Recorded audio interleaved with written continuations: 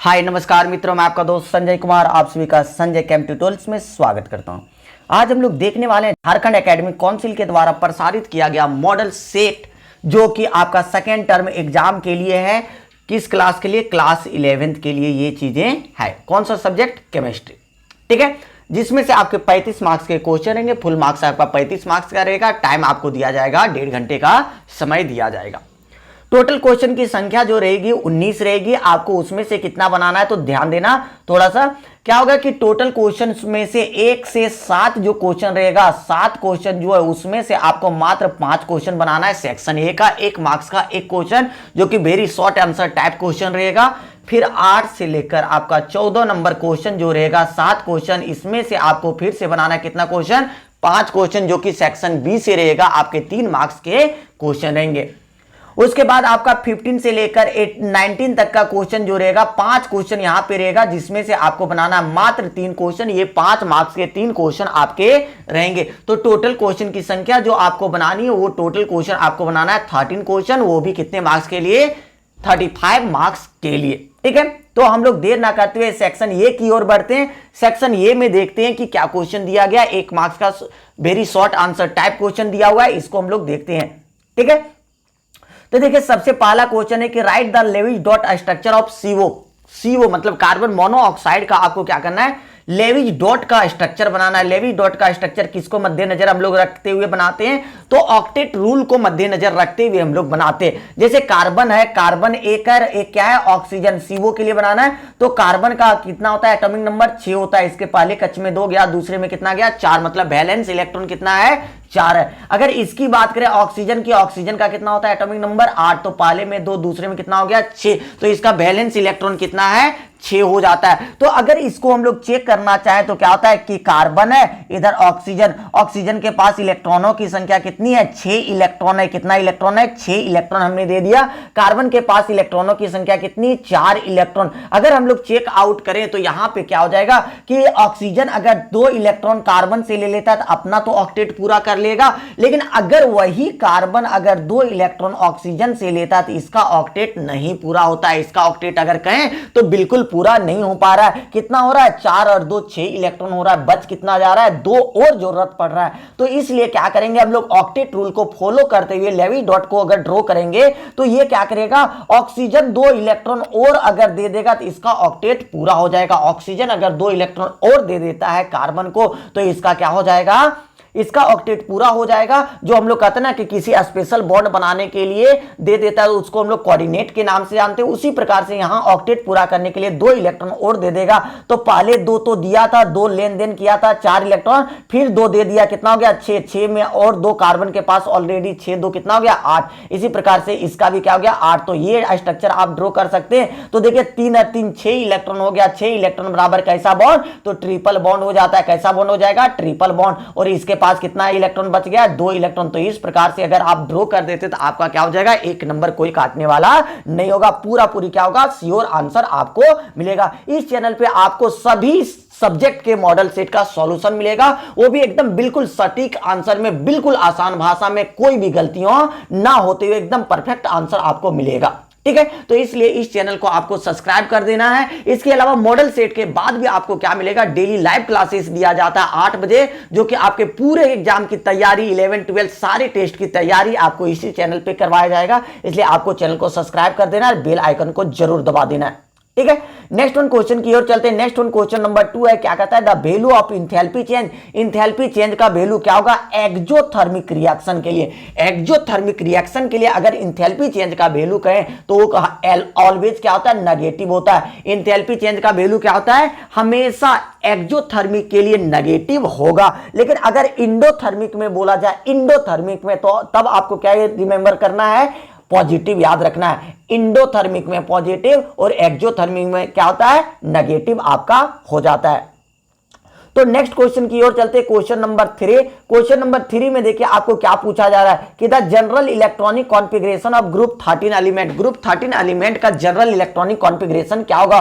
तो सिंपल सा आप जान सकते हैं कि जनरल इलेक्ट्रॉनिक कॉन्फ़िगरेशन क्या होता है। तो यहां पे क्या होगा कि 13 मतलब मान लिया जाए कि एटॉमिक नंबर 13 वाला ही ले लिए, एल्युमिनियम ही, तो इसका क्या होगा? 1s2 2s2 2p6 3s2 और 3p में कितना 1। तो देखो लास्ट में कहां जा रहा है, 3 के s में जा रहा है 2 इलेक्ट्रॉन, और 3 के p में कहां जा रहा है 1 इलेक्ट्रॉन। मतलब s में 2 इलेक्ट्रॉन जाएगा और p में कितना जाएगा 1 इलेक्ट्रॉन। तो आपका जनरल इलेक्ट्रॉनिक कॉन्फ़िगरेशन क्या लिख देना है, s में 2 इलेक्ट्रॉन, n का कोई भी किसी का भी n हो सकता है आपका 2 का भी s रह सकता है, 3 का भी s रख सकता है, 4 का भी s रह सकता है। तो क्या करेंगे, n s में 2 इलेक्ट्रॉन और n p में कितना इलेक्ट्रॉन 1, तब इसका जनरल इलेक्ट्रॉनिक कॉन्फ़िगरेशन हो जाता है।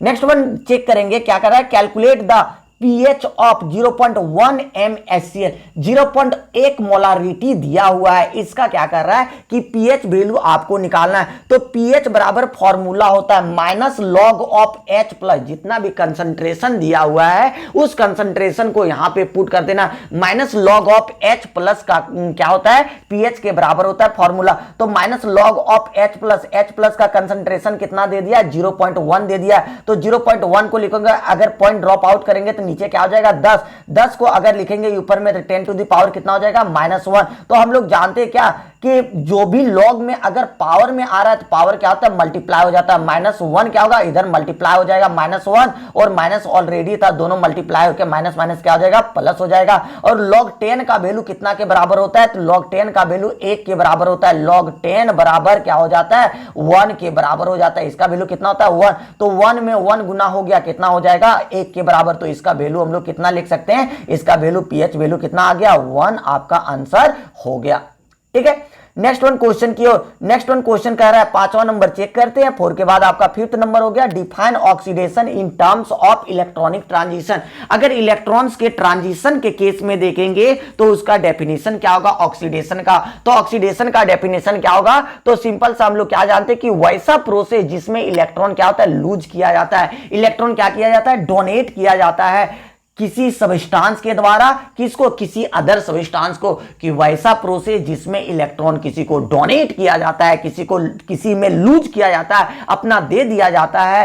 कोई भी एटम्स हो सकता है, कोई मॉलिक्यूल्स हो सकता है, या आयंस के द्वारा दे सकता है। तो उसी प्रोसेस को हम लोग क्या कहते हैं, ऑक्सीडेशन के नाम से जानते हैं। जैसे सोडियम ले लिए एग्जांपल, सोडियम के बाहरी कक्ष में कितना इलेक्ट्रॉन था, 281 था। 11 में से 281 एक बाहर में इलेक्ट्रॉन है, तो एक इलेक्ट्रॉन ये क्या करेगा, दान दे देगा, किसी को डोनेट कर देगा, या तो अपना लूज कर देगा। तो इसके बाहरी कक्ष में कितना बच गया, 2 और 8 बच गया। तो इसके ऊपर क्या हो जाएगा, जब कोई भी एलिमेंट इलेक्ट्रॉन को दान दे देता है तो उसके ऊपर चार्ज कैसा आ जाता है, प्लस चार्ज आ जाता है। Na के ऊपर क्या हो गया, प्लस। तो सिंपल सा क्या बता देना है कि यहां पे ऑक्सीडेशन क्या होगा, जो इलेक्ट्रॉन को डोनेशन करता है या इलेक्ट्रॉन को लूज करता है, उसी को हम लोग क्या कहते हैं, ऑक्सीडेशन के नाम से जानेंगे।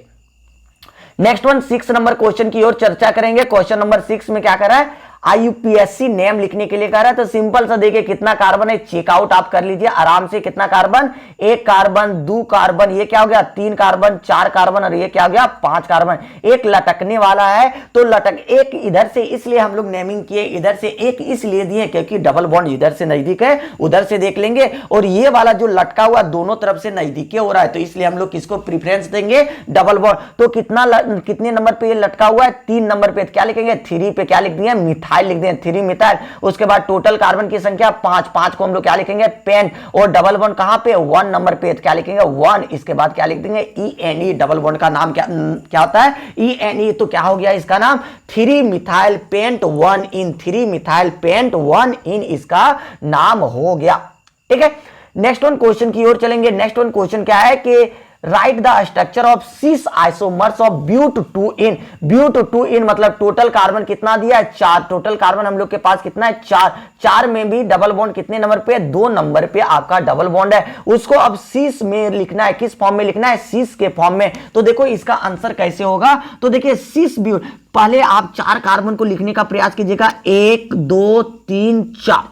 ठीक है, डबल बॉन्ड कितने नंबर पे, 2 नंबर पे। मान लिया जाए आपने यहां पे दे दिया 1 कार्बन, 2 कार्बन, 3 कार्बन, 4 कार्बन, कितने नंबर पे, डबल। तो ये जो CH3 ग्रुप अगर एक साइड आ जाए, दोनों कार्बन कार्बन डबल बॉन्ड में अगर एक साइड अगर आ जाता है, तो इसको हम लोग सिस के नाम से जानते हैं। देखो दोनों ऊपर ही है, तो क्या कहेंगे, सिस के नाम से जानेंगे। अगर इसी को अगर आप ऐसे करके लिख देते, मान लिया जाए कार्बन कार्बन डबल बॉन्ड है, आपने यहां पे क्या कर दिया कि इधर एक CH3 लटका दिया, एक इधर CH3 लटका दिया, इधर H जो वैलेंसी खाली H हो गया। तो देखिए CH3 देखो क्या है, दोनों एक साइड में है क्या, नहीं, कोना कोनी में आ जाता है। तो इस प्रकार से अगर रहता तो उसको हम लोग क्या कहते हैं, ट्रांस कहते हैं। तो यहां पे क्या लिखने के लिए कह रहा है, किसका लिखने के लिए कह रहा है, सीस को लिखने के लिए कह रहा है। तो सीस को कैसे करना है, दोनों एक साइड ही लिखना है, एक वे में कार्बन कार्बन डबल बॉन्ड वाले कार्बन में एक साइड में लिखेंगे तो सीस हो जाता है। तो ये आपका आंसर क्या हो गया, सीस ब्यूट 2 इन आपका हो गया। हमने कुल मिला के 7 क्वेश्चन देख लिया 1 नंबर के। अब देखेंगे सेक्शन बी में। सेक्शन बी कितने मार्क्स का रहेगा, 3 मार्क्स का हर एक क्वेश्चन रहेगा। तो आपको आंसर भी देना है, 3 मार्क्स के हिसाब से आंसर भी लिखना है, नहीं तो आप छोटा लिख दीजिएगा तो 3 मार्क्स आपका नहीं मिलेगा और बड़ा भी लिखने से कोई फायदा नहीं होगा। तो देखिए क्या कर रहा है, derive the relationship between del H and del U. Del H बराबर इंथैल्पी चेंज और डेल यू बराबर इंटरनल एनर्जी चेंज। तो दोनों के बीच का रिलेशनशिप आपको दर्शाना है। तो डेल यू को आप किस रूप में भी लिख सकते हैं, देखिए यहां पे ध्यान दीजिएगा बच्चों, डेल यू को हम लोग बहुत जगहों पे किस रूप में लिखते हैं, डेल ई के रूप में लिखते हैं। डेल ई या डेल यू क्या है आपका, सेम है। तो इसलिए चीजें ध्यान देना है, दोनों से हम लोग इंटरनल एनर्जी को हम लोग इंडिकेट करते हैं। तो कहीं पे अगर डेल ई किसी रिलेशनशिप आपने ड्रॉ किया होगा तो उसी में डेल यू को पुट करके लिख दीजिए, बस बातें क्लियर हो गया। तो देखो इसका हमने रिलेशनशिप कैसे दर्शाएंगे, तो चेक आउट करते हैं। क्या लेंगे, let us consider the following transformation of gaseous system. एक सिस्टम ले लिया ये गैसियस सिस्टम और दूसरा गैसियस सिस्टम क्या ले लिए, बी। हम लोग क्या करते हैं कि ट्रांसफॉर्मेशन कर रहे हैं, एक गैसियस सिस्टम ये है, दूसरा गैसियस सिस्टम किसमें, बी में कर रहे हैं। लेकिन कंडीशन वहां पे क्या होना चाहिए कि कांस्टेंट टेम्परेचर और प्रेशर को हम लोग क्या कर रहे हैं, कांस्टेंट रख रहे हैं। एक से दूसरे में कन्वर्ट कर रहे हैं लेकिन टेम्परेचर और प्रेशर को हम लोग क्या कर देते हैं, कांस्टेंट रख रहे हैं। तो देखिए आपका ले लेते हैं, मान लिया जाए कि इधर रखें गैसियस सिस्टम ये, इधर क्या रख दिए, गैसियस सिस्टम बी, मतलब रिएक्टेंट से प्रोडक्ट की और दोनों जो सिस्टम है वो कैसा है, गैसियस, ए से बी की ओर हमने कन्वर्ट कर दिया। तो मानते कि यहां पे देखो प्रेशर कितना है, प्रेशर क्या है, प्रेशर कांस्टेंट मतलब P हो गया, इसका भी P इसका भी P, दोनों में क्या है कांस्टेंट ले लिए तो दोनों का सेम होगा। टेम्परेचर भी यहां पे क्या है, T और T ले लिए, क्या कि दोनों का टेम्परेचर क्या रखा गया है, कांस्टेंट रखा गया। लेकिन नंबर ऑफ मोल्स अगर लेंगे तो दोनों का नंबर ऑफ मोल्स को इसने कभी नहीं कहा है कि कांस्टेंट आप रखिए। तो इसका अगर N1 है तो इसका क्या रख सकते हैं हम लोग, N2 रख सकते हैं। N1 इसका, तो उधर वाले को क्या रख सकते हैं, N2 के रूप में हम लोग रख सकते हैं। वॉल्यूम भी कांस्टेंट नहीं है तो इसका वॉल्यूम क्या होगा, V1 हो गया, तो इधर का वॉल्यूम क्या हो गया आपका, V2 हो गया। तो इस प्रकार से लिखेंगे। इसके बाद अगर हम लोग लिखना चाहेंगे the ideal gas equation for these two gaseous system, ideal gas equation लिखना है। तो आइडियल गैस इक्वेशन हमने क्या पढ़ रखा है, पीवी बराबर एनआरटी। लेकिन पीवी एक सिस्टम के लिए लेते तो पी है तो कांस्टेंट पी है और भी क्या है, V1 है, तो क्या लिखेंगे, पी V1, क्या लिखेंगे, पी V1 बराबर, इधर नंबर ऑफ मोल्स में क्या है, N1 है, तो क्या लिखेंगे, N1 लिखेंगे, क्या लिखेंगे, N1 किसके साथ, RT के साथ। तो पहला सिस्टम के लिए क्या लिखे, पी V1 बराबर N1 RT, जिसको इक्वेशन नंबर हमने क्या मान लिया, 1 मान लिया। लेकिन गैसियस सिस्टम 2 के लिए अगर मानेंगे तो क्या मानेंगे, PV2, वॉल्यूम क्या हो जाएगा 2, तो इसका नंबर ऑफ मोल्स क्या हो जाएगा, N2RT, क्या हो जाएगा, N2RT, जो कि इक्वेशन नंबर क्या मान लेंगे हम लोग, 2 मान लेंगे। पहला और दूसरा इक्वेशन, अब क्या कर रहे हैं, पहला और दूसरा इक्वेशन में सिंपल सा आपको क्या करना है कि दूसरा में पहला को घटा दीजिए, क्या कर दीजिए, घटा देना है। दूसरा में क्या करना है, पहला को घटा देना है, इन सेकेंड में किसको, फर्स्ट को। तो PV2 माइनस क्या हो जाएगा, PV1, N2RT माइनस N1RT, ऐसे करके हो गया। अब दोनों में से जो कॉमन आएगा ले लिए, P दोनों में है तो P को कॉमन ले लिए, P क्या होगा, V2 माइनस V1।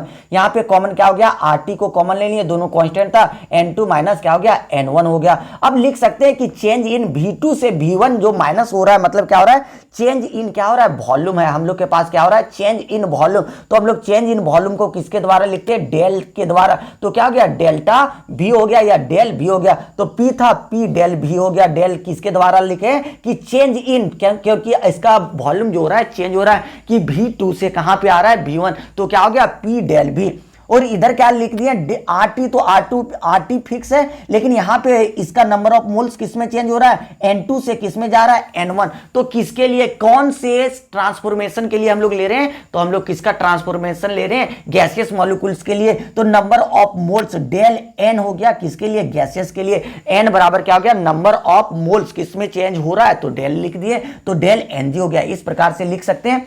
उसके बाद हम लोग क्या जानते हैं कि वी नो दैट, क्या जानते हैं कि डेल्टा एच बराबर क्या होता है, del U plus P del B, क्या होता है, डेल एच बराबर डेल पी डेल बी, ऐसे करके हम लोग लिख सकते हैं। तो इक्वेशन 3 और 4 से अगर देखेंगे, कहां से, 3 और 4 से, तो हम लोग चेक कर सकते हैं ना, पी डेल बी यहां और पी डेल बी यहां पर भी, ठीक है। तो पी डेल बी इक्वेशन 3 में पी डेल बी का वैल्यू क्या है, del N G R T, तो इक्वेशन 4 में पुट कर देंगे तो यहां पे क्या होगा, यहां पे क्या आ गया, del N G R T हो गया, क्या हो गया, del N G R T. तो डेल एच बराबर क्या आ गया, del U plus del N G R T. यही इक्वेशन हम लोग का क्या हो गया कि जो रिलेशनशिप शो करने के लिए बोल रहा था, यही रिलेशनशिप हमने शो कर दिया। इसी को हमने लिख दिया equation 5 is the desire relationship between किसका, डेल एच और डेल यू के बीच का रिलेशनशिप हो जाता है। तो इस प्रकार से आप अगर ड्रॉ करते हैं, पूरा एक्सप्रेशन को अच्छे से ड्राइव करते हैं, तो आपको 3 मार्क्स में कोई मार्क्स कटने की संभावना नहीं होगी, बिल्कुल क्या होगा, आपका सही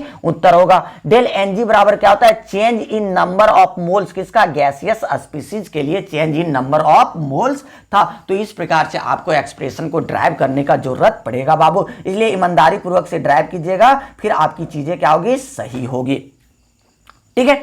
नेक्स्ट वन क्वेश्चन नंबर 9 देखते हैं। 9 में क्या कर रहा है कि विच आउट ऑफ NH3 और NF3, आपके पास 2 दिया है मॉलिक्यूल, एक NH3 दिया है, एक NF3 दिया है, दोनों में से कह रहा है कि हायर डाइपोल मोमेंट किसका होगा, कि दोनों में से हायर डाइपोल मोमेंट किसका अधिक होगा, और वो भी क्यों होगा, उसके रीजन के साथ लिख रहा है। ये जो एग्जाम है आपका रिटन एग्जाम है, इसलिए एकदम रीजन के साथ ही आंसर आपको देना ही होगा। तो देखिए हम लोग चेक आउट करते कैसे डाइपोल मोमेंट को हम लोग चेक करते हैं, तो सिंपल सा देखिए कि हाइड्रोजन का इलेक्ट्रॉन नेगेटिविटी, ये लिखना नहीं लेकिन हम हल्का सा बता दिए, हाइड्रोजन का इलेक्ट्रॉन नेगेटिविटी 2.1 होता है, इससे ज्यादा नाइट्रोजन का इलेक्ट्रॉन नेगेटिविटी होता है 3.0, सबसे ज्यादा किसका होता है, फ्लोरीन। जिसका इलेक्ट्रॉन नेगेटिविटी अधिक होता है उसका क्या होता है कि वो उसके इलेक्ट्रॉन को अपने ओर खींचने का टेंडेंसी रखता है, उसका जो डायरेक्शन रहेगा वो अपने ओर हो जाएगा, उसका रिजल्टेंट बॉन्ड मोमेंट जो होगा उसकी ओर होगा, जिधर मोर इलेक्ट्रोनेगेटिव एलिमेंट रहेगा,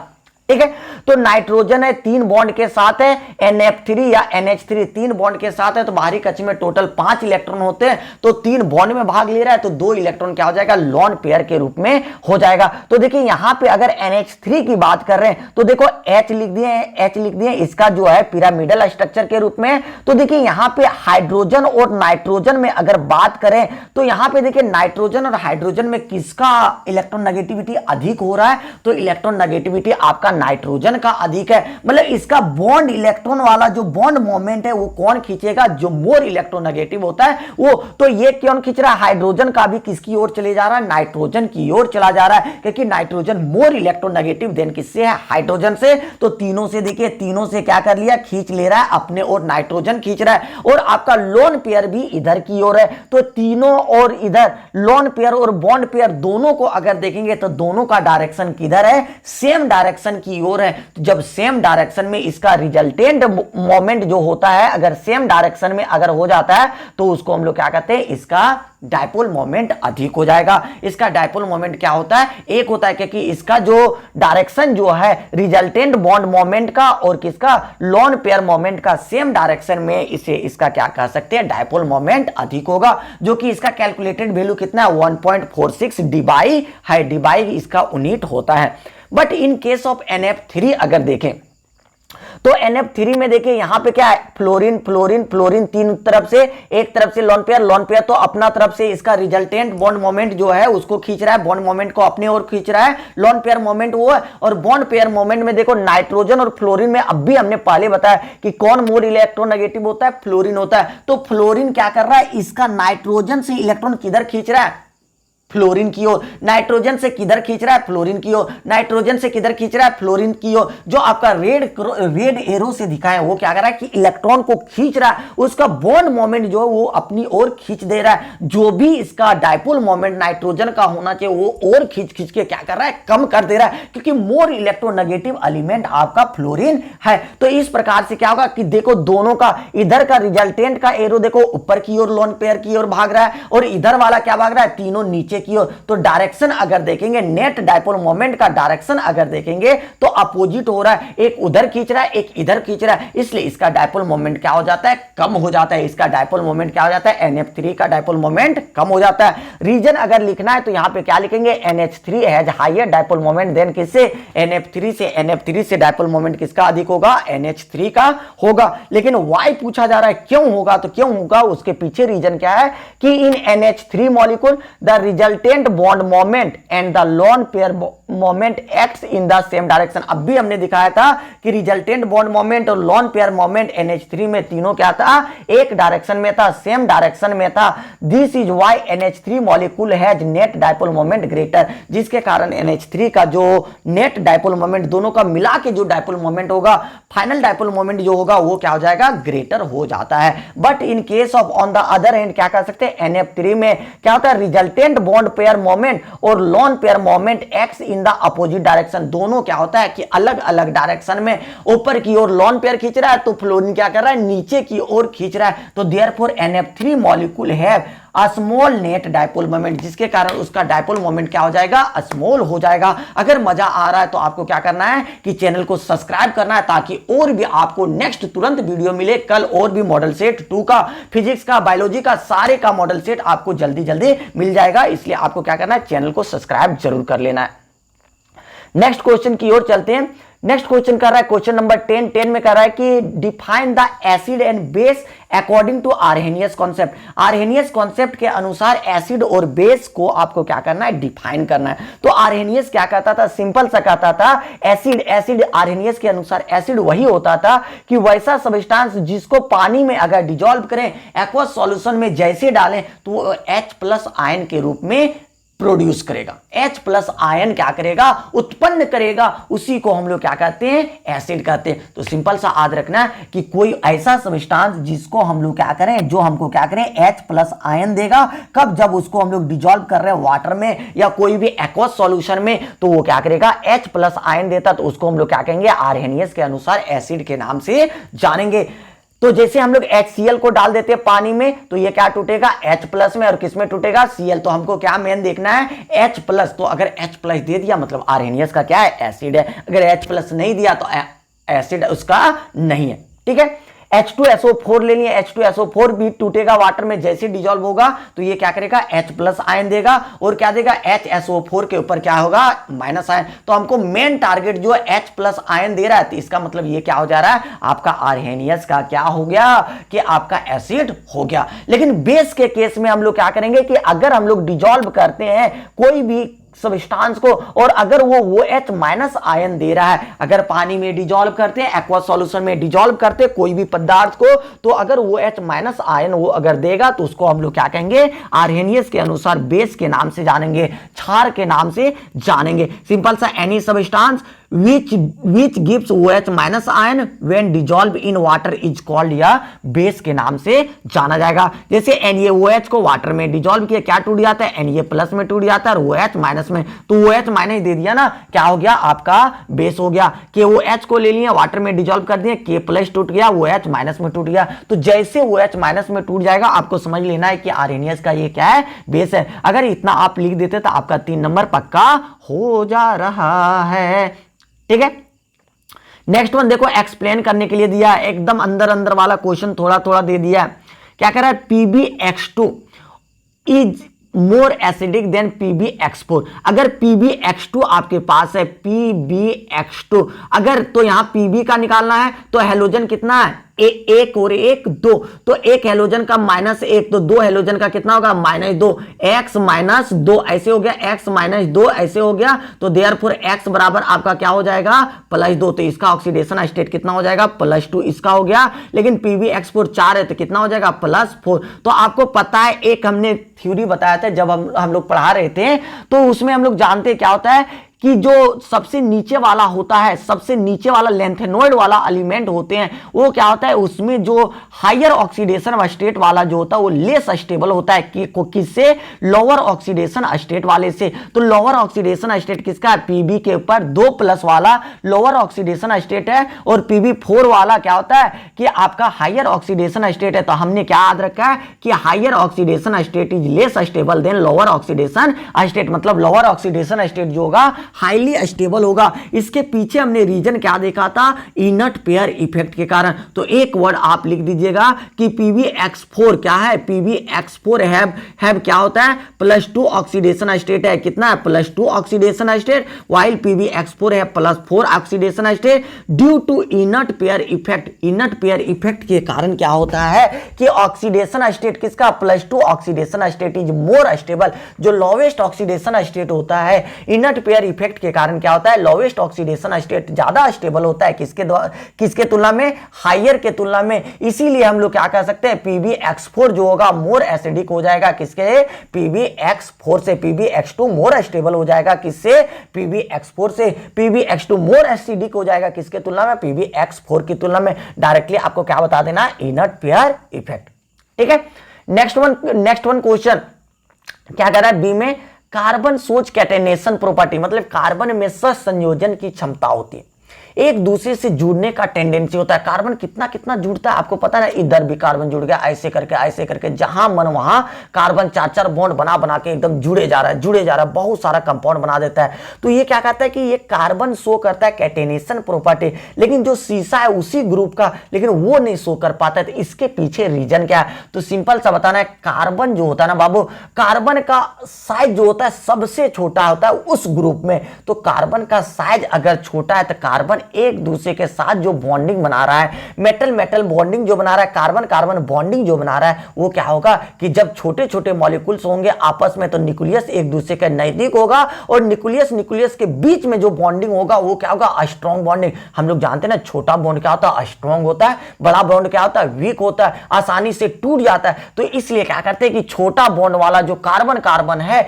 वो क्या करता है, उसका बॉन्ड स्ट्रॉन्ग होता है और वो आसानी से टूटता नहीं है, जिसके कारण वो क्या करता है, कैटेनेशन प्रॉपर्टी को दर्शाता है। जबकि बड़ा वाला क्या आसानी से टूट जाता है, जो कि क्या करता है, कैटेनेशन प्रॉपर्टी को नहीं दर्शा पाता है। तो देखिए इसको लिख कैसे देंगे, तो सावधानी पूर्वक लिख देते हैं। तो देखिए हमने पूरा लिख दिया एकदम, डेफिनेशन आप शॉर्ट करके भी लिख सकते हैं। देखिए हमने पूरा लिख दिया कि property of catenation depends upon the strength of the element bond. Element के बीच का बॉन्ड स्ट्रेंथ जो होता है उसी को हम लोग क्या कहते हैं, कैटेनेशन के नाम से जानते हैं। Which in term depends upon the size of the element, जो कि किस पे डिपेंड करता है कि एलिमेंट के साइज पे डिपेंड कर रहा है। एलिमेंट का साइज बड़ा है कि छोटा है तो उसका क्या होगा, स्ट्रेंथ अधिक होगा बॉन्ड का, बड़ा है तो स्ट्रेंथ क्या हो जाएगा, कम हो जाएगा। Since the atomic size of carbon is much smaller than that of lead, शीशा से अगर कार्बन की तुलना कर रहा है, कार्बन का साइज बहुत ही कम है किसके तुलना में, शीशा पीबी लेड के तुलना में, जिसके कारण कार्बन जो बॉन्ड स्ट्रेंथ है बहुत ही ज्यादा है किसके तुलना में, शीशा के तुलना में, due to stronger carbon bond than PB bond. Carbon bond का क्या है, स्ट्रॉन्गर बॉन्ड है किसके तुलना में, शीशा बॉन्ड की तुलना में। इसलिए कार्बन के पास क्या है, much higher catenation property than क्या है, शीशा। ठीक है, तो ये चीजें आपको लिखना पड़ेगा। थोड़ा सा 2 लाइन लिखिए, 4 लाइन लिखिए, लेकिन लिखना पड़ेगा, लिखिएगा तभी आपको मार्क्स मिलेगा। ठीक है, 3 नंबर का है, एक नंबर का तीनों क्वेश्चन है। 1 नंबर में आप कम भी लिखते चलता है, बट हमने पूरा डिटेल में आपको समझा दिया। नेक्स्ट वन सी नंबर में क्या कर रहा है कि ग्रेफाइट जो होता है लुब्रिकेंट बिहेवियर को, मतलब लुब्रिकेंट के रूप में कैसे उपयोग करते हैं। तो लुब्रिकेंट के रूप में उपयोग इसलिए करते हैं, देख लो हल्का सा, कि जो लेयर्स होता है ग्रेफाइट का are held together by weak force. क्या होता है कि जो ग्रेफाइट का लेयर होता है, कार्बन के बीच का जो लेयर होता है वो कैसा होता है, कमजोर फोर्स के द्वारा एक दूसरे के साथ जुड़ा रहता है, जिसके कारण उसके पास फ्री इलेक्ट्रॉन्स जो होते हैं, either layer since this force can be broken easily, जो कि एक दूसरे के बीच का जो लेयर्स रहता है ना, उसमें फ्री इलेक्ट्रॉन्स होने के कारण वो लेयर्स का बॉन्डिंग जो होता है वो इजीली से ब्रोकन आउट हम लोग कर सकते हैं। The layer slide on one another, जिसके कारण वो लेयर एक दूसरे पे क्या होगा, स्लिप करने लगेगा। जब उसका बॉन्ड ही एक दूसरे से जुड़ा हुआ बॉन्ड ही क्या हो जाएगा, कमजोर पड़ जाएगा, टूट जाएगा, वो क्या होने लगेगा, एक दूसरे के ऊपर स्लिप करने लगेगा, जिसके कारण due to this slippery property graphite is used as lubricant. यही स्लिप करने के प्रॉपर्टी के कारण क्या होता है, इसको हम लोग किस रूप में उपयोग करते हैं, लुब्रिकेंट के रूप में उपयोग करते हैं। इस प्रकार से हमने इस क्वेश्चन को भी देख लिया। नेक्स्ट वन क्वेश्चन है आपका, देखिए हमने कल भी बताया था कि ऑक्सीडेशन नंबर पक्का पूछता है। देखो आपका 3 नंबर में क्वेश्चन पूछ दिया, ऑक्सीडेशन नंबर को कैलकुलेट करना है। किसका ऑक्सीडेशन नंबर, जिसको अंडरलाइन किया गया है। तो यहां पे देखिए अंडरलाइन किसको किया, मैग्नीज को, यहां पे सल्फर को, यहां पे ऑक्सीजन को। जिसको भी अंडरलाइन किया, अंडरलाइन किए हुए का ऑक्सीडेशन नंबर निकालना है। तो ऑक्सीडेशन नंबर निकालने का तरीका सीख लीजिए हल्का सा। जिसका ऑक्सीडेशन नंबर निकालना रहेगा उसको हम लोग क्या मान लेंगे, x. The let oxidation number of manganese, Mn को निकालना है, एक्स मान लें, ठीक है। अब पोटेशियम के बाहरी कक्ष में कितना इलेक्ट्रॉन होता है, 1, 19, तो 2, 8, 8, 1, 1, वो क्या करेगा, डोनेट करता है, तो उसका ऑक्सीडेशन नंबर क्या होता है, +1, ठीक है। जिसका हमको निकालना है उसको हमने क्या लिख दिया, +x लिख दिया। प्लस क्या हो गया, ऑक्सीजन का, ऑक्सीजन कितना लेता है, एक ऑक्सीजन कितना लेता है, 2 इलेक्ट्रॉन लेता है, तो कितना, 4 इलेक्ट्रॉन, तो -2 × 4 कितना हो गया, -8। तो देखो इसी को सॉल्व कर देंगे सब जोड़ जोड़ के, तो देखो 1 + x, और ये क्या हो गया, 4 दूनी 8, प्लस माइनस माइनस, तो 8 में 1 गया, कितना बच गया, 7, तो x - 7, इधर माइनस है 7 में, तो अगर इधर आ जाएगा इक्वल टू के उधर आ जाएगा, तो x बराबर क्या हो जाएगा, +7। तो ये आपका क्या हो जाता है, +7 ऑक्सीडेशन स्टेट हो गया, किसका, मैग्नीज का, ठीक है। नेक्स्ट वन समझते हैं किसका, H2SO7, इसका नाम होता है ओलियम। ओलियम में से सल्फर का H2 का ऑक्सीडेशन नंबर निकाला है। तो हाइड्रोजन के बाहरी कक्ष में कितना इलेक्ट्रॉन, 1। तो देखिए let oxidation number of sulphur is equal to क्या मान लिए, x मान लिए। तो क्या करते हैं कि हाइड्रोजन कितना होता है, 1 ऑक्सीडेशन स्टेट होता है, कितना हाइड्रोजन है, 2, तो 2 × 1, और सल्फर का ऑक्सीडेशन स्टेट हमने कितना माना, x, तो कितना सल्फर है, 2, तो कितना कर सकते हैं, 2x कर दिए। ऑक्सीजन का ऑक्सीडेशन स्टेट कितना होता है, -2, क्योंकि इसके बाहरी कक्ष में 6 इलेक्ट्रॉन लेता है, कितना है, 2, तो -2 हो गया। -2 कितने बार, 7 बार, तो -2 × 7 कितना हो गया, 14। तो देखो इसको सॉल्व करते हैं, 2 × 1 2, और 2x, और इधर क्या, -7 दूनी 14, 14 में 2 गया, कितना बच गया, 12, तो 2x - 12 = 0। देयरफॉर उधर ले जाएंगे तो 2x = क्या हो जाएगा, -12 है, तो उधर जाएगा तो प्लस में, तो क्या हो जाएगा, इसको x बराबर 12/2, तो कितना हो जाएगा, 6, तो ऑक्सीडेशन स्टेट इसका क्या हो जाएगा, +6 हो जाएगा। तो आपने यहाँ पे सल्फर का ऑक्सीडेशन स्टेट कितना निकाल दिया, +6। तो ऑक्सीडेशन स्टेट वाली चीजों को भी बहुत ज्यादा ध्यान से बनाना है, ठीक है। नेक्स्ट वन आपका H2O2 परऑक्साइड है, उसमें से O2 का ऑक्सीडेशन स्टेट निकालना है। तो क्या करते हैं, let oxidation state of oxygen is equal to क्या मान लिए, x। Let oxidation state oxygen का कितना मान लिया हमने, x मान लिया है। तो क्या करेंगे, हाइड्रोजन का ऑक्सीडेशन कितना होता है, +1 होता है, कितने बार, 2 बार, तो +1 × 2। ऑक्सीजन का कितना माना, x, तो 2 ऑक्सीजन का कितना हो गया, 2x = क्या हो गया, 0। तो देखिए 1 × 2 कितना हो गया, 2, और 2x बराबर क्या हो गया, 0। तो देयरफॉर इधर प्लस है 2, उधर जाएगा क्या हो जाएगा, -2x बराबर क्या हो गया, -2। x बराबर कितना हो गया, 2/2, माइनस है तो माइनस से रहने देते, 2 2 कट गया, कितना हो गया, -1। तो इसका आंसर किसका हो गया, -1 के बराबर हो गया। तो हमने यहां पे कैलकुलेट करके निकाल दिया, किसका, ऑक्सीजन का हमने निकाल दिया। तो इस प्रकार से आप ऑक्सीडेशन नंबर को बहुत ही आसान तरीके से सॉल्व कर सकते हैं, ठीक है। नेक्स्ट वन की ओर चलते हैं, नेक्स्ट क्वेश्चन की ओर चलते हैं। क्या कर रहा है कि डिफाइन करने के लिए कह रहा है, क्या, हाइब्रिडाइजेशन किसे कहते हैं, हाइब्रिडाइजेशन क्या होता है उसके बारे में डिफाइन करो, और write the hybridisation state of carbon in ethane. Ethane में क्या कर रहा है, कार्बन का, इसका क्या होगा, हाइब्रिडाइजेशन क्या होगा, वो चीजें आपको निकालना है। तो सबसे पहले हाइब्रिडाइजेशन क्या होगा, वो चीजें हम लिखते हैं। तो क्या होता है हाइब्रिडाइजेशन में, mixing up of atomic orbitals. जो भी ऑर्बिटल्स होते हैं एटॉमिक ऑर्बिटल, जैसे sp-df वाले, उसको क्या करेंगे, मिक्सअप करते हैं, जिसका एनर्जी क्या कहता है, कंपरेबल एनर्जी होता है, मतलब एक दूसरे के समीप होता है, नजदीक वाला होता है। ऐसे नहीं होता है एक का बहुत ज्यादा एक का बहुत कम, ऐसे नहीं होता है। एनर्जी कैसा होता है, कंपरेबल एनर्जी, थोड़ा सा कम अधिक होता है। Lying on the same atom to produce entirely new orbital. जब आपस में एक दूसरे से क्या करेगा, एटॉमिक ऑर्बिटल्स सेम एनर्जी वाला, नजदीक एनर्जी वाला आपस में मिलेगा तो नए ऑर्बिटल्स का जो फॉर्मेशन करेगा उसी को हम लोग क्या कहते हैं, हाइब्रिडाइजेशन के नाम से जानते हैं। जैसे हम लोग जानते हैं कि s ऑर्बिटल और p ऑर्बिटल अगर आपस में मिल जाता है तो क्या कहते हैं, sp बन जाता है। अगर एक s अगर दो p के साथ मिल जाता है तो क्या होता है, sp2 बन जाता है। तो इस प्रकार से आपका हाइब्रिडाइजेशन होता है। ठीक है, तो यहां पे ये चीजें हाइब्रिडाइजेशन वाला एक नंबर का बन गया, आपने एक नंबर का डेफिनेशन लिख दिया। लेकिन आपका क्या है कि इथेन में कार्बन का, इथेन में सिंगल बॉन्ड में आपको क्या करना है कि कार्बन का हाइब्रिडाइजेशन क्या होगा तो आपको बताना है। तो हल्का सा तरीके से बता देंगे। तो क्या करेंगे, कार्बन का निकालना है। कार्बन का कितना होता है एटॉमिक नंबर, कार्बन का एटॉमिक नंबर कितना होता है 6। कार्बन का एटॉमिक नंबर कितना हो गया बाबू, 6 हो गया। तो 6 को कहां पे बांट सकते हैं, 1s2 2s2 2p2। तो 1s पहला कक्ष तो एकदम भर गया, पहला कक्ष में जो इलेक्ट्रॉन चाहिए वो तो भर चुका है। तो लेकिन दूसरे कक्ष में कितना है, दूसरे कक्ष में 2 और 2 4 इलेक्ट्रॉन है, जो कि एटॉमिक ऑर्बिटल s में 2 और p में 2 है। ठीक है, तो इसको लिखते हैं valence shell electronic configuration of carbon atom. Carbon atom का वैलेंस शेल इलेक्ट्रॉनिक कॉन्फ़िगरेशन कराते हैं किसमें, ग्राउंड स्टेट में। तो किसके लिए, 2s के लिए और 2p के लिए। s में कितना इलेक्ट्रॉन है 2, तो देखो हमने 2 डाल दिया। p में कितना है 2, तो कितना हमने डाल दिया 1 और 1 2। p में कितना बॉक्स होता है 3 बॉक्स, लेकिन यहां पे इलेक्ट्रॉन कितना था हम लोग के पास 2, तो एक एक करके दोनों में डाल दिया। लेकिन एक्साइटेड स्टेट में क्या होता है, वैलेंस शेल इलेक्ट्रॉनिक कॉन्फ़िगरेशन आप लिखना चाहे पूरा लिख सकते हैं। In valence shell electronic configuration of carbon atom in किस में, एक्साइटेड स्टेट में। तब देखिए यहां पे क्या हो रहा है कि एक्साइटेड स्टेट का मतलब होता है कि अगर किसी सबसेल में, किसी ऑर्बिटल में इलेक्ट्रॉन 2 है तो वो क्या होगा, एक्साइटेड होके बगल वाले सेल में चला जाएगा जहां पे खाली है। तो इसमें आपका 2 इलेक्ट्रॉन था, वो क्या हो गया, 1 चला गया। इसके आगे वाला जो खाली था p वाला ऑर्बिटल उसमें चल गया। तो देखो सभी में 4 बॉक्स था, चारों में एक एक इलेक्ट्रॉन हम लोग का हो गया। अब लास्ट वन हम लोग चेक करते हैं किसके लिए, C2H6 मॉलिक्यूल के।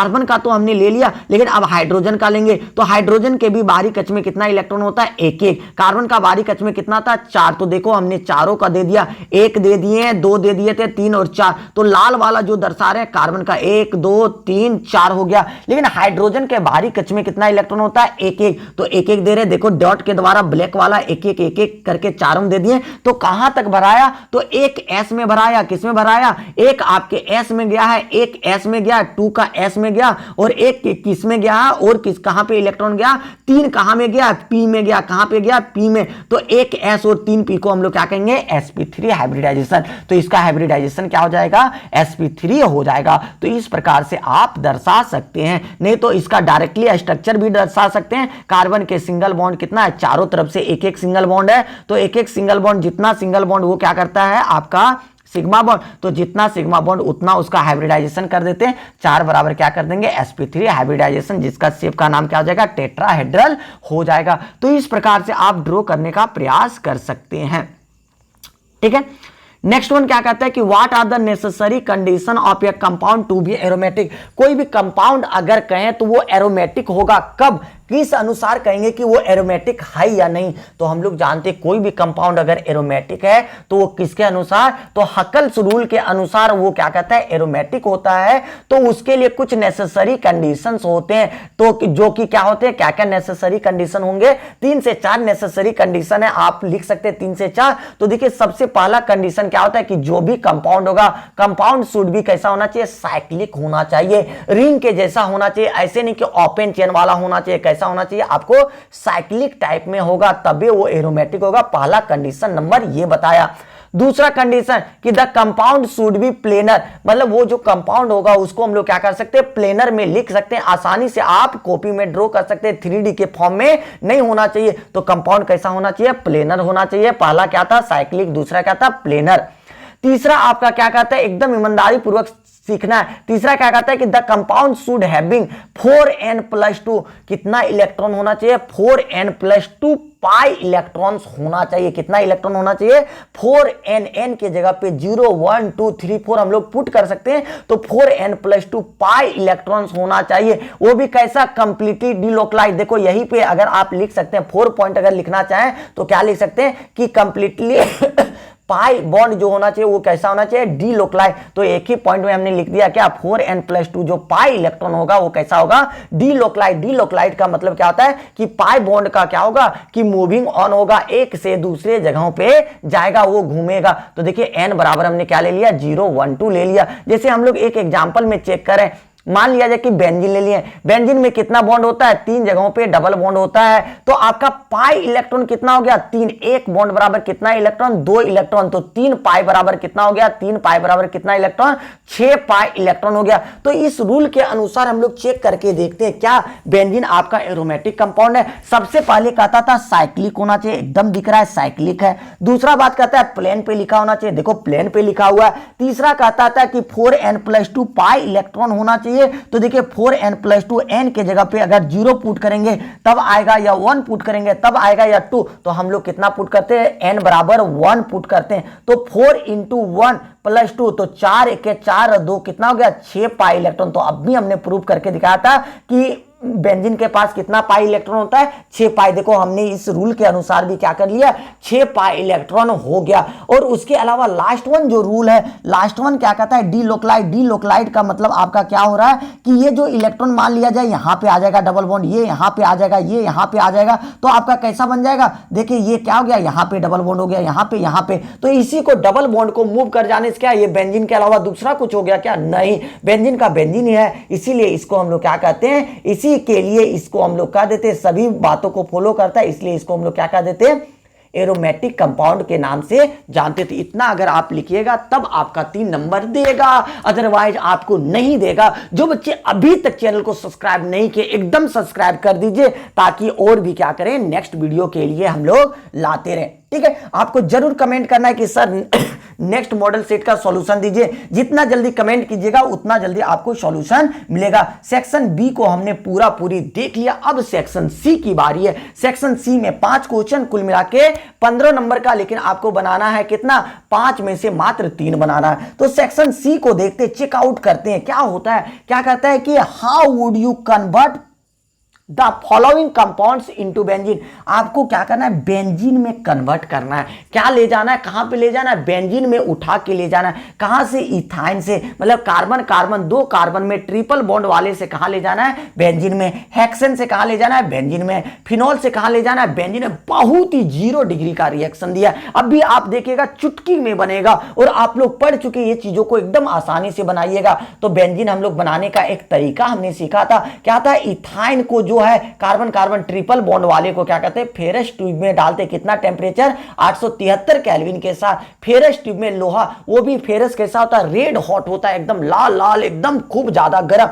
तब ये क्या करता है, रिएक्शन कर जाता है। ये कितना गुना होके, 3 गुना होके ये क्या बना देता है, C6H6 बना दिया, जो कि क्या बन गया आपका बेंजीन। बहुत ही आसान है, सिर्फ क्या करना है, कैटलिस्ट को याद रखना है, आपका डायरेक्टली बन गया। नेक्स्ट वन क्या कर रहा है, हेक्सेन से आपको ले चलना है बेंजीन की ओर। हेक्सेन क्या होता है, 6 कार्बन का होता है। देखो यहां पे ले लिए 1 carbon, 2 carbon, 3 carbon, 4 carbon, 5 carbon, 6 carbon, hexane ले लिए। लेकिन इसमें जो कैटलिस्ट आपको डालना होगा तब ये एरोमेटिक कंपाउंड बनाता है, वो कैसा होता है, Al2O3 और CrO3 के सपोर्ट में ले लेते हैं। CrO3 + Al2O3 773 केल्विन और 10 से 20 ATM में अगर लेंगे तो डायरेक्टली आपका क्या होता है, एरोमेटिक कंपाउंड जितने कार्बन का रहेगा उतना का बन जाएगा। यहां पे 6 कार्बन था, 6 कार्बन का बना दिया, क्या बन गया, हम लोग का बेंजीन बन गया। तो इस प्रकार से आप आसान तरीके से बना सकते हैं। नेक्स्ट वन आपका क्या है, फिनॉल है। फिनॉल को हम लोग क्या कर सकते हैं, बेंजीन में कैसे कन्वर्ट करेंगे, तो फिनॉल में जिंक डस्ट को डाल दीजिए बाबू, ये क्या करेगा, डायरेक्टली आपका बेंजीन का फॉर्मेशन कर देगा। कितना आसान था, एकदम चुटकी में बनने वाला था। 5 नंबर फ्री दे दिया। इसलिए चैनल को सब्सक्राइब कर लीजिए, और लास्ट में क्या कीजिएगा, आगे जो चीजें रहेगा ना, तो डेली लाइव क्लासेस भी करवाया जाएगा। जैसे मॉडल सेट कंप्लीट हो जाएगा आपका, उसके बाद लाइव क्लासेस एकदम कंटिन्यू करवाया जाता है 8 बजे। इसलिए चैनल पे जुड़े रहना है, ताकि आपको और भी चीजें मिलता रहेगा। नेक्स्ट वन देखो कितना अच्छा बात कर रहा है, डिफाइन एलोट्रॉपी। एलोट्रॉपी किसे कहते हैं, 2 इंपॉर्टेंट एलोट्रॉप्स बताना है। इंपॉर्टेंट एलोट्रॉप्स बताना है कार्बन के, और differentiate them on the basis of their का स्ट्रक्चर। उसके स्ट्रक्चर को ध्यान में रखते हुए, स्ट्रक्चर को मद्देनजर रखते हुए इसको क्या करना है कि आपको डिफरेंशिएट करना है, दोनों में अंतर बताना है। तो सबसे पहले एलोट्रॉपी क्या होता है, उसको हम लोग लिख देते हैं कि the property of some chemical element. कोई भी एलिमेंट्स है टू एग्जिस्ट इन टू और मोर डिफरेंट फॉर्म, कि वैसा एलिमेंट, वैसा केमिकल कंपाउंड जिसका क्या हो सकता है, जो जिसका टू और मोर डिफरेंट फॉर्म्स में पाए जाते हैं, एक ही फॉर्म्स में डिफरेंट फॉर्म्स में पाए जाएंगे, उसी को हम लोग क्या कहते हैं, एलोट्रॉप्स के नाम से जानते हैं। जैसे कार्बन का ही है तो कार्बन का ही एलोट्रॉप्स क्या क्या हो जाता है, डायमंड हो गया, ग्रेफाइट हो गया, फुलरिन हो गया, तो ये सारे क्या हो गया, कार्बन केमिकल कंपाउंड सेम है बट उसका क्या हो गया कि वो डिफरेंट फॉर्म में पाया जाएगा और अलग अलग फॉर्म में पाया जाता है, उसी को हम लोग क्या कहते हैं, एलोट्रॉप्स या एलोट्रॉपी के नाम से जानते हैं। एलोट्रॉप्स जो होते हैं वो डिफरेंट स्ट्रक्चरल मॉडिफिकेशन होता है, उसका स्ट्रक्चर क्या होता है कि डिफरेंट डिफरेंट टाइप्स के होते हैं ऑफ एन एलिमेंट, जो भी एलिमेंट की चर्चा करेंगे उस एलिमेंट के अनुसार। तो देखो दो इंपॉर्टेंट एलोट्रॉप्स ऑफ कार्बन क्या क्या है, डायमंड और ग्रेफाइट को ले लिए। तो इसने पूछा था कि कौन कौन से एलोट्रॉप्स हैं, दो इंपॉर्टेंट एलोट्रॉप्स पूछ रहा था, तो हमने क्या क्या बता दिया, डायमंड और ग्रेफाइट को हमने ले लिया। अब इसका देखो, इसका स्ट्रक्चर के अनुसार डिफाइन कर सकते हैं, डिफरेंशिएट करने के लिए कह रहा है स्ट्रक्चर के अनुसार। तो डायमंड का स्ट्रक्चर जो होता है वो टेट्राहेड्रली स्ट्रक्चर होता है, चारों तरफ से वो कार्बन कार्बन जुड़ते रहता है, in which each carbon atom is surrounded by 4 other carbon atom, जिसमें एक कार्बन एटम कितना कार्बन से जुड़ा रहता है, 4 से। देखिए एक कार्बन है, इधर एक कार्बन फिर से आ गया, ये चारों तरफ से जुड़ गया, ये चारों तरफ से जुड़ गया, ये कार्बन नहीं है, चारों तरफ से इसमें जुड़ने के लिए तैयार है, चारों तरफ से। तो टेट्राहेड्रली ये होता है, चारों तरफ से इसमें जुड़ने के लिए तैयार होता है। तो यही हम लोग का क्या हो गया, डायमंड का स्ट्रक्चर हो गया।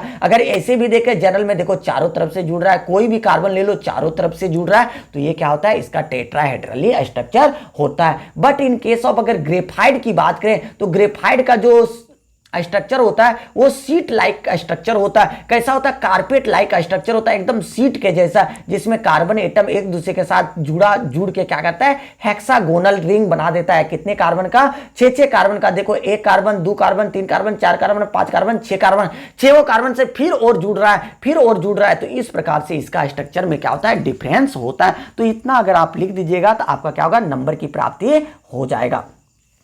नेक्स्ट वन देखो, आसान तरीके से केमिकल बॉन्डिंग का दिया हुआ है। क्या कर रहा है, वेस्पर थ्योरी को discuss the using VSEPR theory discuss the shape of the following molecule. सिर्फ आपको शेप बताना है, इसका शेप क्या होगा, छाप के आपको बता देना है कि क्या इसका शेप होगा। तो देखिए हम लोग लेते एक एक करके, BeCl2 ले लेते थे, इसका सेंट्रल एटम जो है वो बेरिलियम है। बेरिलियम के बाहरी कक्ष में कितना इलेक्ट्रॉन रहता है, 2 इलेक्ट्रॉन रहता है। कितना रहता है, 2। तो क्लोरीन कितना है, 2 है। कितना है, 2 है। तो क्लोरीन के बाहरी कक्ष में कितना इलेक्ट्रॉन होता है, 7। कितना होता है, 7। तो क्लोरीन कितना लेता है, 1। तो सिंगल बॉन्ड बना देगा, एक इससे ले लिया, एक इससे ले लिया, तो सिंगल बॉन्ड बना दिया। तो इस प्रकार के शेप को हम लोग क्या कहते हैं, लीनियर शेप के नाम से जानेंगे। ठीक है। एक नेक्स्ट जो रहता है BCl3 है। BCl में बोरॉन के बाहरी कक्ष में कितना इलेक्ट्रॉन है, 3। लेने वाला क्लोरीन कितना है, 3। तीनों साइड से एक एक ले लिया, तो सिंगल बॉन्ड बना दिया तीनों साइड। तो इसका जो शेप का नाम होता है वो क्या होता है, ट्रायंगुलर प्लेनर। 3 कोना वाला को क्या कहते हैं, ट्रायंगुलर प्लेनर के नाम से हम लोग जानते हैं। शेप से एक क्वेश्चन पक्का है 5 नंबर का। SiCl4 सिलिकॉन है, सिलिकॉन के बाहरी कक्ष में कितना इलेक्ट्रॉन है, 4। अब देखो क्लोरीन है, क्लोरीन कितना इलेक्ट्रॉन लेता है, 1 इलेक्ट्रॉन लेता है। कितने साइड से ले रहा है, 4 साइड से ले रहा है। तो देखिए चारों साइड से एक एक ले लिया, तो क्या हो गया, सिंगल बॉन्ड बना दिया। इसका भी देखिए वैलेंसी पूरा खत्म कर दिया, सिंगल बॉन्ड बना दिया। तो इस शेप का नाम क्या होता है, टेट्राहेड्रल शेप के नाम से इसको हम लोग जानते हैं। ठीक है। नेक्स्ट वन जो क्वेश्चन है वो क्या, किसका बनाना है, H2S का बनाना है। तो इसमें सेंट्रल एटम जो वो क्या है, सल्फर है, और इसमें जुड़ा कौन है, हाइड्रोजन। सल्फर के बाहरी कक्ष में कितना इलेक्ट्रॉन होता है, 6। और हाइड्रोजन कितना लेता है, 1 इलेक्ट्रॉन। 2 हाइड्रोजन है, 2 इलेक्ट्रॉन लिया, तो बच कितना गया इसके पास, 4 इलेक्ट्रॉन। तो लॉन पेयर के रूप में लिख देंगे, 2 लॉन पेयर के रूप में। अगर इस प्रकार से ड्रॉ करते तो इसका नाम क्या हो जाता है, शेप का नाम हो जाता है या तो भी लिखिए, या तो बेंट लिखिए, या तो एंगुलर, तीनों नाम हो जाता है। भी, बेंट और एंगुलर के नाम से जाना जाता है। नेक्स्ट वन है SF6। SF6 में सल्फर है, सेंट्रल एटम। सेंट्रल एटम में हम लोग के पास सल्फर है। सल्फर में फ्लोरीन कितना जुड़ा है, 6 गो, 1 2 3 4 5 6, क्योंकि फ्लोरीन जो है 1 इलेक्ट्रॉन लेता है, बाहरी कक्ष में 7 है, तो 1 ले लेगा। तो एक एक करके 7 गो मतलब 6 गो ले लेगा, 6 साइड से, तो 6 इलेक्ट्रॉन इसका पूरा खत्म हो गया। तो इस प्रकार के शेप का नाम क्या, ऑक्टाहेड्रल शेप के नाम से जाना जाता है। तो इस प्रकार से ये चीजें भी हमने कुल मिला के कंप्लीट कर लिया। नेक्स्ट वन क्या कहता है, what do you understand by heat capacity. Heat capacity किसे कहते हैं, और आपको क्या करना है, एक्सप्लेन करना नहीं, एक्सप्रेशन लिखना है, ड्राइव करना है किसका, Cp माइनस Cv का डेरिवेशन लिखना है। तो देखिए सबसे पहले क्या करते कि किसे कहेंगे, हीट कैपेसिटी। तो the amount of heat energy required to increase the temperature of your body by 1 degree centigrade, कि जितना अमाउंट ऑफ हीट एनर्जी का जरूरत पड़ेगा किस लिए, किसी भी बॉडी के टेम्परेचर को बढ़ाने के लिए, बॉडी के टेम्परेचर को चेंज करने के लिए, कितना से 1 डिग्री सेंटीग्रेड से, तो उसी को हम लोग क्या कहते हैं, हीट कैपेसिटी के नाम से जानते हैं। सिंपल सा याद करना है क्या, कि वैसा अमाउंट ऑफ हीट एनर्जी जिससे क्या होगा कि किसी भी पदार्थ का, किसी भी सब्सटेंस का, किसी भी बॉडी का क्या होगा, टेम्परेचर को हम लोग चेंज कर सकते हैं कितना से, 1 डिग्री सेंटीग्रेड से, उसी को हम लोग क्या कहते हैं, हीट कैपेसिटी के नाम से जानते हैं। हीट कैपेसिटी को C से डिनोट करते हैं, तो क्या हो गया, अमाउंट ऑफ हीट हो गया Q और डिवाइडेड बाय क्या हो गया, डेल T। इस फॉर्मूला के द्वारा हम लोग हीट कैपेसिटी को लिखते हैं। ठीक है, इसका एक्सप्रेशन को ड्राइव करते हैं। तो एक्सप्रेशन में क्या है कि देखिए डेरिवेशन वी नो दैट, हम लोग जानते हैं H बराबर इंथैल्पी बराबर internal energy plus pressure volume energy से हम लोग जानते हैं। ठीक है, अब लिखते हैं दूसरा इक्वेशन, इसको इक्वेशन 1 मान लिया। दूसरा 1 mole of an ideal gas, ideal gas का इक्वेशन क्या होता है, पीवी बराबर एनआरटी। तो इसने नंबर ऑफ मोल्स कितना दे दिया, 1 मोल के लिए, तो एन बराबर कितना ले लेंगे, 1, तो पीवी बराबर क्या हो गया, आरटी, एन के जगह पे 1, तो इक्वेशन नंबर क्या कर दिए, 2 लिख दिए।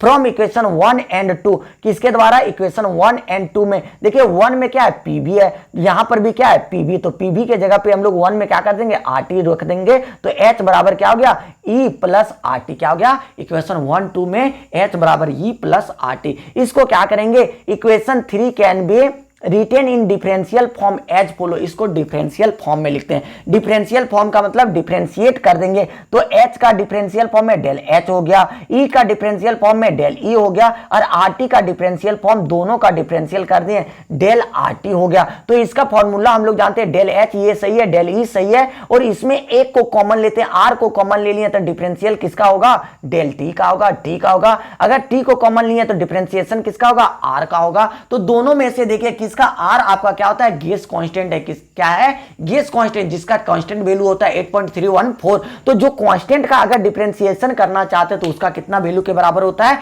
0 के बराबर हो गया। मतलब ये जो आपका वो पूरा पूरी क्या हो गया, 0 के बराबर, क्योंकि differentiation of constant is equal to 0 हो गया। तो बच क्या गया, डेल एच बराबर del E plus R del T. Equation number हमने इसको क्या मान लिया, 4 मान लिया। और हम लोग और भी जानते हैं इंथैल्पी बराबर क्या होता है, CV internal energy del E बराबर क्या होता है, सीवी डेल टी होता है, और इंथैल्पी बराबर क्या होता है, सीपी डेल टी। ऐसा करके फॉर्मूला होता है। ठीक है, तो इसी के 4 और 5 के माध्यम से तो डेल एच के जगह पे क्या लिख देना है, CP del T, del E के जगह पे क्या लिख देना है, सीवी डेल टी। तो इसके माध्यम से हम लोग पुट कर दिए सीपी डेल टी, और डेल एच ई के जगह पे सीवी डेल टी, और इधर जो था वो हमने रहने दिया आर डेल टी, ये रहने दिया। दोनों से कॉमन कर दिए, डेल टी है इधर, डेल टी है, डेल टी कॉमन करके काट दिए, दोनों तरफ से खत्म हो गया। तो बच क्या गया, सीपी, इधर क्या बच गया, सीवी, इधर क्या बच गया, आर। तो देयरफॉर इधर सीवी प्लस में इधर आएगा तो क्या हो जाएगा, माइनस में सीपी माइनस सीवी बराबर क्या हो गया, आर। तो यही आपका इक्वेशन हो गया,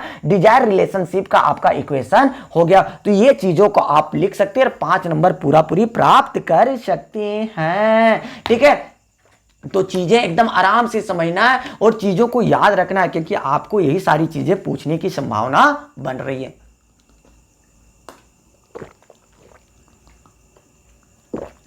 नेक्स्ट वन, आज का लास्ट वन क्वेश्चन है, मॉडल सेट 1 का लास्ट वन क्वेश्चन है। तो देखते हैं इस सेट में सबसे लास्ट वन क्वेश्चन क्या है, ली चैटलियर्स प्रिंसिपल है। ठीक है, तो इसका क्या करा, explain the effect of change concentration change. पहले ली चैटलियर्स होता क्या उसके बारे में लिखना है, उसके बाद कंसंट्रेशन का क्या प्रभाव होगा इक्विलिब्रियम स्टेट में। अगर हम लोग क्या कहते हैं, effect of change in concentration, अगर कंसंट्रेशन को चेंज कर रहे हैं तो इफेक्ट क्या होगा इक्विलिब्रियम स्टेट में, वो देखेंगे। तो सबसे पहले ली चैटलियर्स एकदम याद रखना है और देख लेना है कि जब हम लोग क्या कहते हैं, when reversible chemical reaction is an equilibrium, कोई भी रिवर्सिबल केमिकल रिएक्शन अगर इक्विलिब्रियम में है क्या करेंगे, कोई भी रिवर्सिबल केमिकल इक्विलिब्रियम में है, रिएक्शन अगर इक्विलिब्रियम में है तो वो क्या आ गया, one of the factors stabilising the equilibrium, कि कुछ ऐसे भी फैक्टर्स होते हैं जो कि क्या करता है, उसके इक्विलिब्रियम को स्टेबलाइज करता है, इक्विलिब्रियम को रहने के लिए। जैसे क्या करते हैं कि मान लिया जाए को अनस्टेबल हो रहा है तो उसको सपोर्ट करके हम लोग क्या कर दिए, मान लिया जाए प्रेशर को बढ़ा के उसको इक्विलिब्रियम में ले आए, या हो सकता है कि टेम्परेचर को बढ़ा के या टेम्परेचर को घटा के इक्विलिब्रियम में हम लोग ला रहे हैं, सच एज प्रेशर और टेम्परेचर कंसंट्रेशन ईटीसी चेंज। ये सारी चीजों में से किसी को भी चेंज करके हम लोग क्या कर रहे हैं कि उसको इक्विलिब्रियम स्टेट में लाने का प्रयास कर रहे हैं। ठीक है, तो the equilibrium will shift in that direction, तब क्या होगा कि इक्विलिब्रियम उस डायरेक्शन में जाके शिफ्ट होगा, उस डायरेक्शन में जाके शिफ्ट होगा जहां पे which has a tendency to cancel out या cancel the effect of change. क्या करता है कि सिंपल सा कि अगर हमने इक्विलिब्रियम को एस्टेब्लिश किया टेम्परेचर प्रेशर कंसंट्रेशन को चेंज करके, तो ये क्या करता है, इक्विलिब्रियम उधर ही जाके शिफ्ट होगा जिधर ये चीजों को क्या करेगा, कैंसल आउट, कैंसिल करने का प्रभाव रखता है, कैंसिल करने की टेंडेंसी रखता है, उधर ही जाके शिफ्ट करेगा। ठीक है, तो ये चीजें हम लोग किस नाम से जानते हैं, ली चैटलियर्स प्रिंसिपल के नाम से हम लोग जानते हैं। ठीक है, अब देखते हैं इसका इफेक्ट क्या होता है, कंसंट्रेशन के चेंज करने के कारण इक्विलिब्रियम पे क्या इफेक्ट पड़ेगा। तो हमने ले लिया ये भी रिएक्टेंट है, इधर क्या हो गया, CD आपका क्या हो गया, प्रोडक्ट हो गया। तो देखिए द इक्विलिब्रियम ऑफ य रिवर्सिबल रिएक्शन, इक्विलिब्रियम क्या होगा, रिवर्सिबल रिएक्शन का shift in the forward direction, क्या होगा, फॉरवर्ड डायरेक्शन में शिफ्ट होगा, आगे की ओर शिफ्ट होगा। कब, जब increase in the concentration of the reactant, अगर रिएक्टेंट का कंसंट्रेशन AB के कंसंट्रेशन को अगर बढ़ा रहे हैं तो इक्विलिब्रियम किधर शिफ्ट होगा, राइट साइड में शिफ्ट होगा, मतलब प्रोडक्ट की ओर जाके फॉरवर्ड डायरेक्शन में जाके शिफ्ट होगा।